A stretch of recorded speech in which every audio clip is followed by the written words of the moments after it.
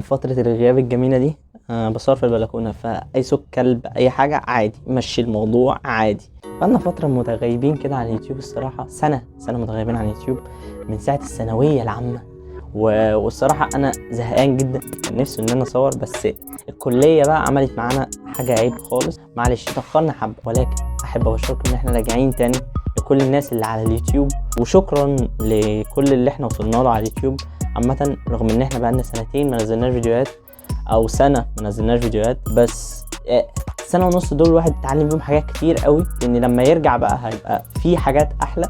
وبغض النظر ان الكونتنت كان تكنولوجي وموبايلات وكل الحاجات الجميله دي، لان الفتره الجايه هيبقى مش كلها كده، هيبقى في يعني انا هقدم 2 كونتنت، مش كونتنت واحد تصوير، لاني انا الفتره دي بحب التصوير جدا وشغوف بان انا اصور. يعني لو متابعنا انستجرام هتعرف ده. والفتره دي انا الصراحه نفسي قوي ان انا اعلم ناس كتير قوي تصور، لان التصوير عامه وكل ما يتعلق بهذا الموضوع بقى مهم جدا، بغض النظر عن حاجات كتير قوي ممكن تتعلمها، ولكن التصوير فعلا من اهم الحاجات اللي لازم تتعلمها الايام دي، لان فعلا كتير قوي الناس بتصور. لازم لو انت ما بتصورش لحد دلوقتي تتعلم تصور. للناس بقى اللي متابعاني على انستجرام، فبقى الفيديو ده ليها تمام، لاني فعلا على انستجرام في ناس كتير قوي مهتمه بحوار التصوير وعايزه تسمع مني عامه. حتى لو واحد هيسمع مني فده بالنسبه لي حاجه حلوه، ان انا هعلمه حاجه. الناس كلها معتمده ان التصوير لازم يبقى معايا كاميرا بروفيشنال عشان اطلع صور حلوه، لكن ده غلط نهائي. يعني مش شرط. يعني الناس كلها لما بننزل صور جديده مثلا بفكره جديده، الناس تقول لي انت بتصور بكاميرا ايه؟ انا ما بصورش بكاميرا والله، بصور بالتليفون عادي. والناس برضو بتفكرني مثلا بصور بايفون، مش شرط ان الصوره حلوه تطلع بكاميرا ايفون. مش غلط يا جماعه، غلط والله العظيم.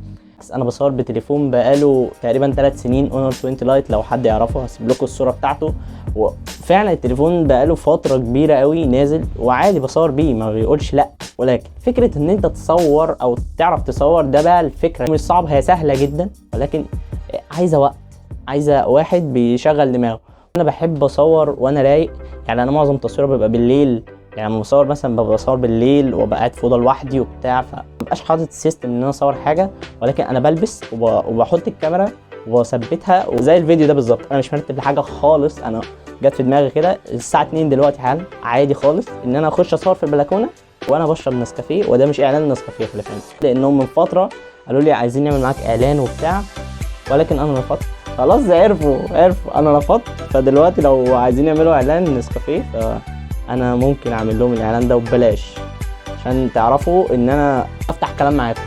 فانا بعمل اعلان بنسكافيه ببلاش. اشتروا يا جماعه نسكافيه من احلى الحاجات دلوقتي. الحاجات غاليه، ولكن نسكافيه رخيص جدا.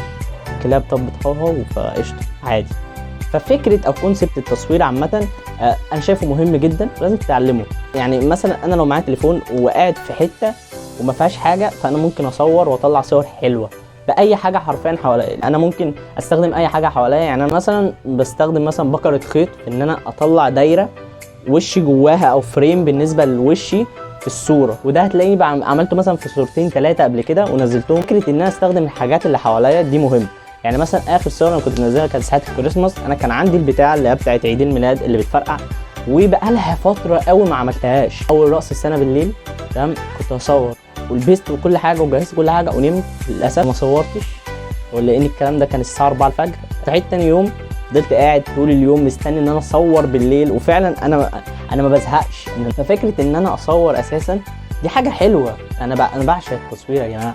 خلاص انا قعدت يوم كامل مستني ورتبت كل حاجه، جيت بقى قمت جاي مصور. يا دوبك جبت حرفيا حته قماشه سودا حطيتها على الارض، دوبك قمت جاي حاطط اللميع عامه اللي انا كنت حاطه ده حطيته تحتيه بس. وفعلا طلعت صور انا فعلا ما كنتش متخيل ان انا هطلع صور كده. بغض النظر انا كنت عايز اصور زي مروان بابلو بس ما طلعتش، فقشطه. حته ان انا استخدم اي حاجه في التصوير عامه دي فكره سهله جدا. انا ضد فكره ان هو انت تطلع التليفون وتاخد صوره على طول، ده فكره غلط. لو انت عايز تطلع صوره حلوه الكاميرا بتاعت التليفون معموله ان انت تطلع لك صور حلوه في ظروف اضاءه مثاليه. ظروف الاضاءه المثاليه دي مثلا ما بتحصلش غير الصبح مثلا مع شروق الشمس او مع غروب الشمس او اضاءه نور عامه معينه. زي مثلا دلوقتي ممكن نصور دلوقتي بالكاميرا بتاعت التليفون وتطلعك حلو وتبقى الصوره جميله جدا. حته ان انت تطلع صوره حلوه لازم تستخدم بقى الكاميرا حرفيا، وانت اللي تظبط اعداداتها بقى، الاضاءه، كل حاجه فيها حرفيا. ده اللي انا بستخدمه عامه، وضع البرو في اي كاميرا حرفيا موجود، ان انت تصور اساسا بوضع برو وتستخدم الكاميرا مانوال بايدك انت حرفيا. ده انت ممكن تبدع بالكاميرا حرفيا بعد كل اللي انت عملته ده. انت مش بايدك ان انت تعمل كل الحاجات دي يعني، فاهم؟ في ناس اللي يا عم انا لسه هفتح الكاميرا واقعد اظبط اعدادات، ما يا عم عايز اخد صوره خلاص، فاهم؟ دي مش فكره واحد عايز يصور بقى صور فعلا حلوه ان هو ينزلها ككونسبت ليه. ومش شرط ان هو انت تصور في مثلا في نص ساعه، لا بالعكس، انا ممكن اقعد طول اليوم مثلا او 4-5 ساعات بصور عادي فعلا حرفيا انا ما بزهقش. بقعد اخد وضعيات كتير جدا يعني، انا ممكن اصور مثلا فوق ال 150 صوره عشان اطلع منهم ال10 صور مثلا اللي بنزلهم، او ال7 صور اللي بنزلهم على انستجرام او على اي سوشيال ميديا. مش صعب على قد ما انه فعلا بيبقى حلو لما بتخلصه. يعني مثلا لما بتخلص وتطلع بقى الصور وتفلترها وتقعد تعمل لها ايديت، مرحله الايديت دي انا بالنسبه لي بتبقى احلى مرحله ممكن امر بيها. يعني انا مثلا مرحله الايديت دي انا بحب فعلا اقعد العب في الصور، بحب اغير في الصوره بغض النظر يعني، رغم ان الصوره ممكن تبقى حلوه بدون اي حاجه، بس لا معرفش ليه ده اعتقد بقى مرض بالنسبه لي. ولكن هي حلوه، فكره جميله جدا، لان فعلا في صور بتبقى بايظه ما بتبقاش حلوه عامه، فانت بتظبط في الصوره، بتنقل الصوره نقله تانية هي ما كانتش هتروحها. مختصر مفيد ان انت لو عايز تصور هتصور بالتليفون اللي معاك في المكان اللي انت فيه، استخدم الحاجات اللي حواليك، فتلاقيني كل سنه مثلا بنزل الصور بلاك اند وايت على نفس الباك جراوند، هي نفس الباك جراوند باضاءات مختلفه. ممكن بقى ازود في الاضاءات واظبط في الاضاءه. الصوره عامه بتبقى سيمبل جدا، اللي هو انت تبقى موجود في الصوره بس مفيش حاجه تاني. مثلا الناس اللي على انستجرام وبتتابعني ممكن تروح على اليوتيوب، لان اليوتيوب هنعمل فيديوهات قريب جدا، هرجع تاني. ولو انت على اليوتيوب فاعمل سبسكرايب للقناه وفعل زر الجرس عشان هنرجع قريب جدا بفيديوهات. انا مش يعني ده مش اول فيديو، ولكن في فيديوهات جايه كمان 2-3 ان شاء الله ان شاء الله ان شاء الله. هظبط بس الاستوديو والحاجات، لان مش هينفع اصور في البلكونه خلاص. انا اتنفخت، فالجو ساعه اساسا والدنيا بايظه فمش هينفع. هحاول ان انا اعمل في الاسبوع فيديوهين، فيديو تكنولوجي، لاني انا حرفيا لسه برضه بعشق التكنولوجيا والموبايلات والكلام ده. اي نعم السوق في مصر بايظ تمام، بايظ بمعنى الكلمه وخربان، الى اني فعلا هرجع اعمل فيديوهات تاني. تصوير لان التصوير مهم، وانا حرفيا بقيت احب الحوار ده، فهحب ان انا اعلم ناس حاجات فيه.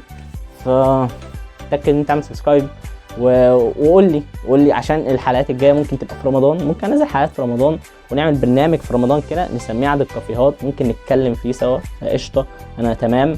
وبغض النظر ان الجو ساعه خلاص وانا جمدت بجد، كان فيديو انا بقالي كتير عايز اتكلم في الكلام ده. ولو انت على انستجرام برضو ممكن تروح على اليوتيوب زي ما قلت لك. فبجد والله العظيم انا كنت ممتن جدا ان انا اصور الفيديو ده، الحمد لله انا صورته، بس الحاجه غلط ان انا صورته في البلكونه وبس. يعني اشوفكم في فيديو جديد ان شاء الله قريب جدا. ده هو مش فيديو عوده، ولكن العوده كمان 3 شهور ان شاء الله. ويا رب، عشان بجد انا فعلا مشتاق جدا ان انا اصور، بس اخلص امتحانات لان الامتحانات فعلا نفخانه. وبغض النظر الناس اللي ممكن الفيديو ده ينزل قبل الامتحان اللي همتحنه، ان هو امتحان بعد بكره تمام، الناس اللي هتقول لك انت دحيح وبتاع وقاعد في البيت، فاهو انا بصور فيديو، فما حدش يقول لي انت دحيح. فيا جدعان والله العظيم يا جدعان احنا بنروح امتحانات على الله. بنذاكر، بذاكر عامه، انا بذاكر. فبس يعني شكرا ان انت شفت الفيديو، حط لايك على الفيديو، فاحب اقول لك اي لاف يو تمام، وبس سلام.